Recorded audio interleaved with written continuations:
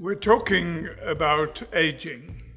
Now, I know that's not the most popular topic of all topics, but I do believe it's an important topic, and I think it should be of interest to everybody, because everybody I've ever met on the face of God's green earth is aging. Some deny it, some defy it, some try to delay it, but aging happens relentlessly.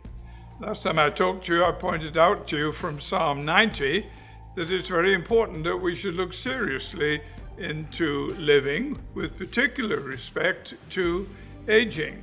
Psalm 90 explains how it works with the human race. That God is eternal, but in contrast to God, we are finite and we're frail and we're fallen. And we're fallen because we have rebelled against God. And the judgment of God is the soul that sins, it will die.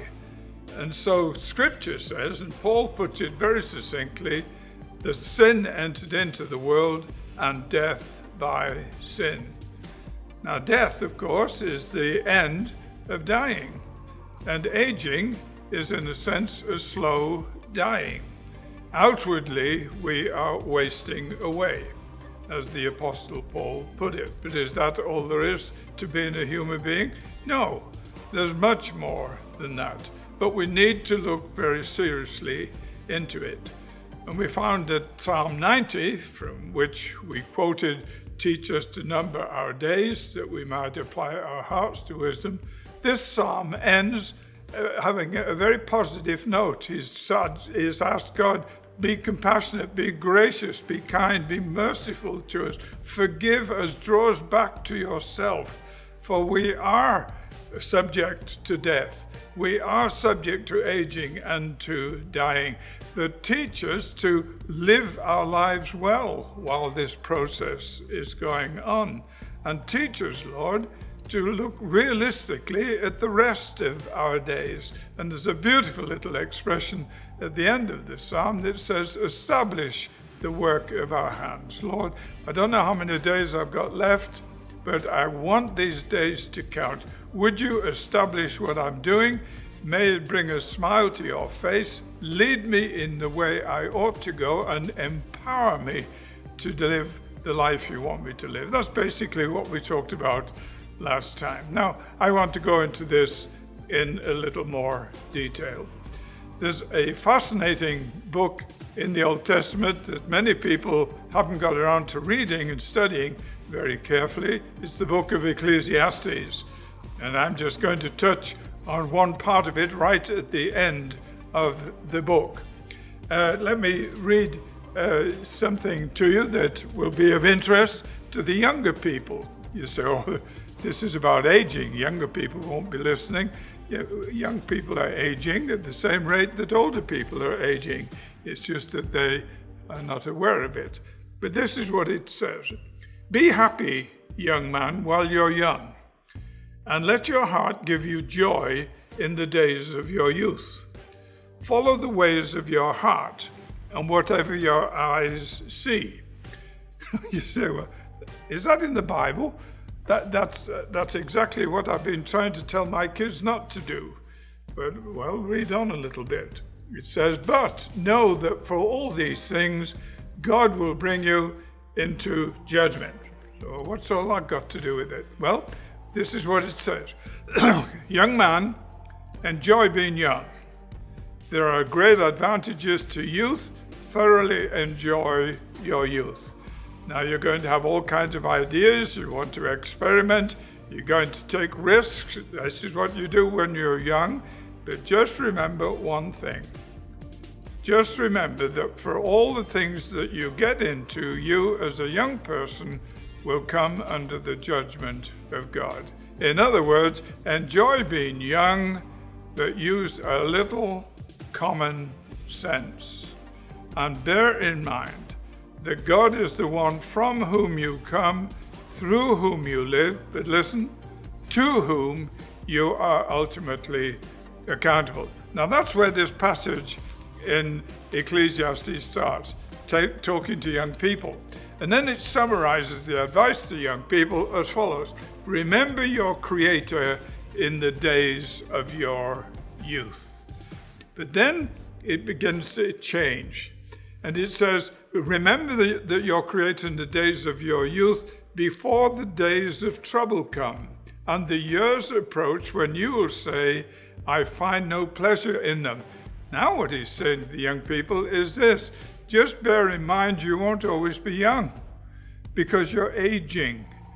But live the life of youth seriously before God, responsibly before God, and before the society of which you're a part. Enjoy all the fun of youth, but remember God will bring you into judgment, because the days will come when you're not young anymore. And when you get into life, you're going to discover that it's not just fun, it's not just excitement, it's not just having a whale of a time, but in actual fact, as the writer of Ecclesiastes puts it, he said, the days are going to be gloomy at times. Times are going to be difficult. You're going to find situations that are stretching you, and you're going to go into situations and stages of life that you don't particularly want to go into. But that is the reality of aging.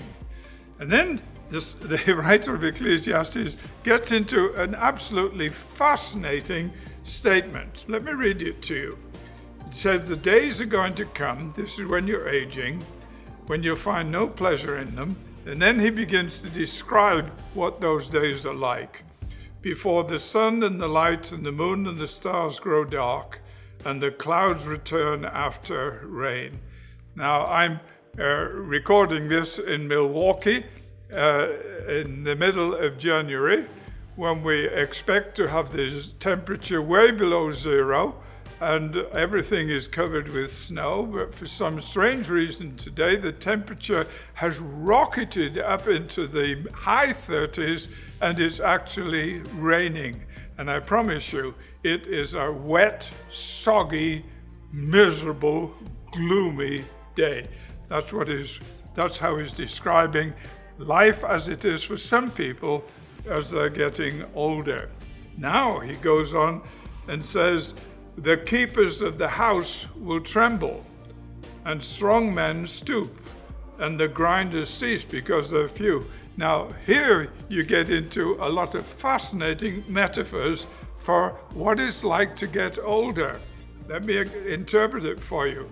The keepers of the house will tremble. Well, these are the keepers of the house. These are the things that get everything done. And the time comes when they start trembling. You know what I'm talking about, okay? And the strong men stoop. These shoulders, these are the things that used to carry the burden, but now they stoop, and the keepers are trembling. And the grinders cease because they're few. Here are my grinders. And one by one, they drop out if I'm not careful. And those looking through the windows grow dim. I can't see the way I used to. I think I've got cataracts. And he goes on and on. It even goes so far as to say, the time will come when desire shall cease. Now you can figure that one out on your own. But you get the picture here. He is talking about something that we've just got to face up to. And that is, outwardly we're wasting away. A famous American teacher and seminary professor said on one occasion, aging is diminishing. Aging is diminishing. Your body isn't quite what it used to be. Your memory isn't quite what it used to be. Your hearing isn't. Your eyesight isn't. Your appetite isn't, etc., etc. And on top of that, you come to the point of you downsize your house. You start offloading all kinds of things, and you get into smaller situations, smaller responsibilities, smaller involvement, and then in the end, they will actually take away your driver's license. And some people say that when you're in middle age, be very kind to your children, because eventually they will choose your nursing home. Hey, this is aging. This is aging. What is the writer of Ecclesiastes saying here? He is saying the time to get your life together, is before you get into that stage, because a lot of people think I'm going to live my life and do what I want with my life, and when I'm just about through, I'll give what's left to God. The writer of the Ecclesiastes says, no, that's not the way to go. You remember the Lord in the very flesh of your youth, in the days in which you're vigorous, when you have vision and energy and enthusiasm, because these things will begin to decline. Well, what is the end product of all this, according to the writer of the Ecclesiastes? Well, he says eventually man will go to his eternal home, and mourners will go about in the streets. Now he's talking about the ultimate, the end product of aging. It is dying. And then he says, he gives us some fascinating pictures of this. He says the silver cord is severed, or the golden bowl is broken. In the homes in which the writer was living in his day, a wealthy home, they would have lamps that were golden, that were full of oil with a wick, and there the light would burn, and it was suspended from the ceiling on a silver cord. But as time went on, the silver cord frayed. And it frayed gradually and imperceptibly until one day it just broke. And the golden bowl comes crashing down, and the oil is spilled, and the light is extinguished. What a picture of the end of a life. And he compounds that by another picture. He said the pitcher is shattered at the spring. For all their lives, people have gone to the spring of water with their pitchers, and they've got their fresh water out of the spring, and they've carried it home. But as time has gone on, the pitcher has cracked, it is broken, it's begun to leak, and in the end it just falls apart. What a picture. And then it goes on to say this, and some people had a well, and they had a wheel on it where they could ratchet down the bucket, but then eventually the spokes gave out on the wheel, and eventually the wheel just quit, and the well stops. And the writer of the Ecclesiastes, he said, this is aging.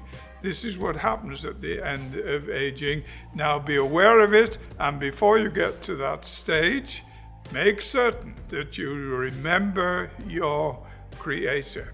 But then there's a fascinating little thing that it says right at the end. And after these graphic pictures of dying, the silver cord breaking and the golden bowl collapsing, the pitcher, the spring breaking down, the wheel collapsing on the well, it says, and the dust returns to the ground it came from, and the spirit returns to God who gave it. This is fascinating, because this is the writer of Ecclesiastes' understanding of what happens at the end of aging when you die. You see that it's not just one thing, that we age and then eventually we die and we're buried and our bodies return to the dust, which is a fact. But we won't major on that at all. But there are two things that happen when we die. The body returns to the dust, but the spirit returns to God who gave it. Now, I want you to think about this for a minute.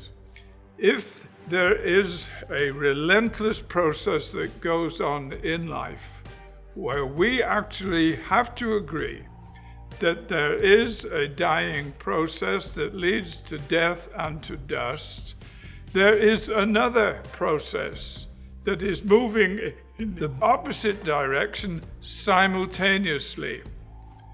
And that other process is, whilst the body is outwardly wasting away, inwardly the spirit is being renewed. What does that mean? It means that we're not just physical, it means we are spiritual. And what it means is, if we are physical and we are spiritual and we are examining our lives, we're not only looking at how the body is being cared for in the aging process, and it should be, and it must be, And thank God we live in a culture where we have many opportunities of caring for the aging body.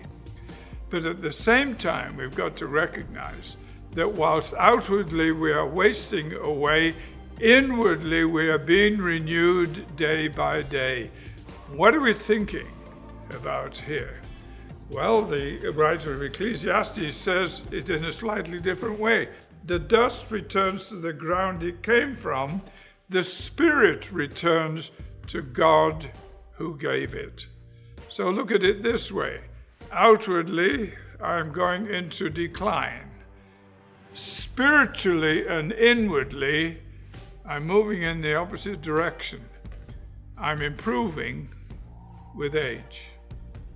I'm knowing what it is to be spiritually renewed day by day.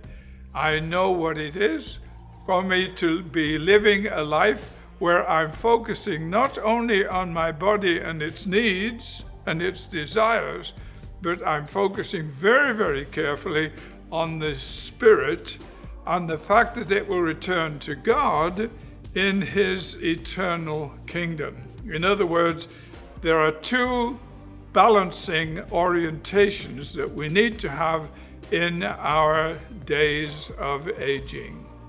And the one orientation is we're very much creatures of the material world. Materially, we are going through one process as part of this fallen world. We accept it, we adjust to it, we embrace it, we live well in the situation. And how do we do that? By remembering that we're not just material, but we are spiritual as well. And what that means is there is a tremendous focus in our lives on the life of the Spirit. This is what it says, that the Spirit will return to God who gave it. Did you realize that God gave you not just a body, He gave you a spirit?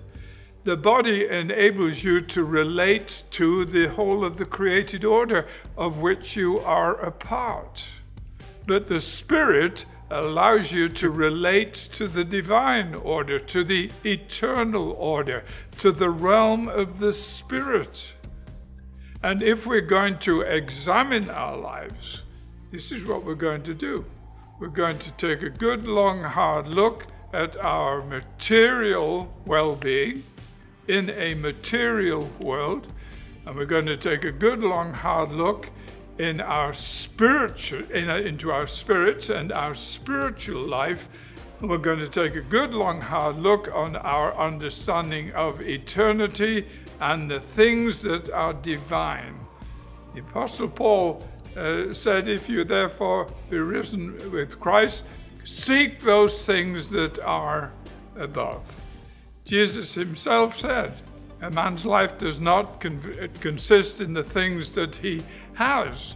Lay up treasures in heaven, because down here on earth, what happens? Well, there's decay, there's things falling apart, there are thieves, there's inflation, there are taxes, there are all kinds of things that eat into our material well-being. But while that is going on, are we storing up the life of the Spirit? Are we being renewed in the Spirit? Do we know what it is to be focusing on the eternal and being in touch in our spirit with the Spirit of the living God? This is all part of aging. And I think the thing to me that has been so enlightening as I've studied these things carefully is simply this, that there are two processes going on that I put under the general heading of aging. And the first process is I'm part of the material world, and outwardly in the material realm I am gradually aging, and that ends up with dying and death. But inwardly, the life of the Spirit can be renewed. The life of the Spirit can be refreshed. The life of the Spirit can be refocused. And so the great thing that we want to be examining our lives for is simply this: how am I handling outwardly wasting away? How am I handling inwardly being renewed? Because inwardly I have the Spirit that God gave me, and when my body ceases to operate, the Spirit will return to God who gave it. I trust that this is helpful and that you'll take away this simple little expression, incidentally from 2 Corinthians chapter 4. Outwardly we're wasting away. Inwardly we're being renewed day by day. God bless you.